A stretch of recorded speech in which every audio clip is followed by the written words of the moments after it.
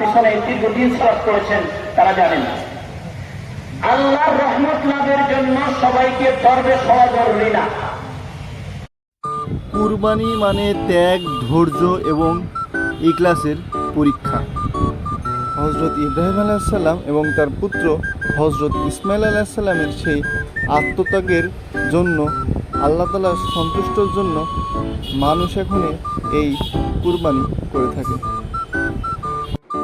প্রথম গরুটি জবাই হয়েছে সুন্নাহ মোতাবেক এবং সঠিক নিয়মে, কিন্তু বিপত্তি বাদে দ্বিতীয় গরুটি জবাই করার সময়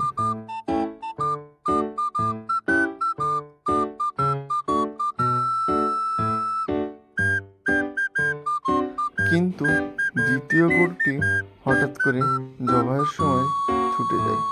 চারিপাশে ইতিমধ্যে পরিস্থিতি বদলাতে শুরু করে, কিন্তু আল্লাহর রহমতে এই গরুটি আমি নিজেই নিয়ন্ত্রণ নিতে সাহায্য করি এবং ইতিমধ্যে গরুটি নিয়ন্ত্রণ নিয়ে ফেলি।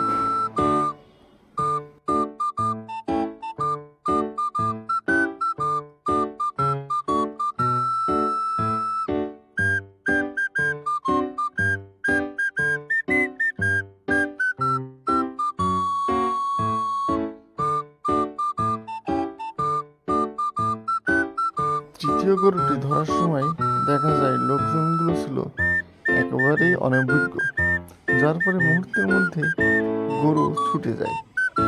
যাই হোক, তারপরেও মানুষের সহায়তায় গরুকে নিয়ন্ত্রণ আনা সম্ভব হয়।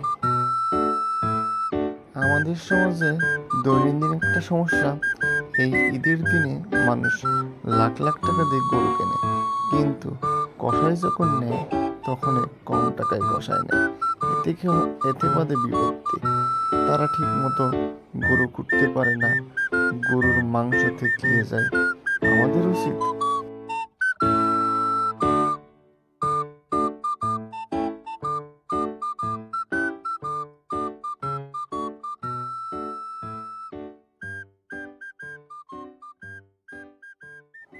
জবাইয়ের সময় বাধে বিপত্তি, যেহেতু এনারা অনভিজ্ঞ, এর কারণে তারা ঠিকমতো গরুর মাথাটা ধরতে পারে না, এবং মাথা না ধরার কারণে গরুটি এক পর্যায়ে ছুটে যায়, এবং ওই যে লোকটি মাথা ধরে আছে সে বড় বিপদ থেকে রক্ষা পায়।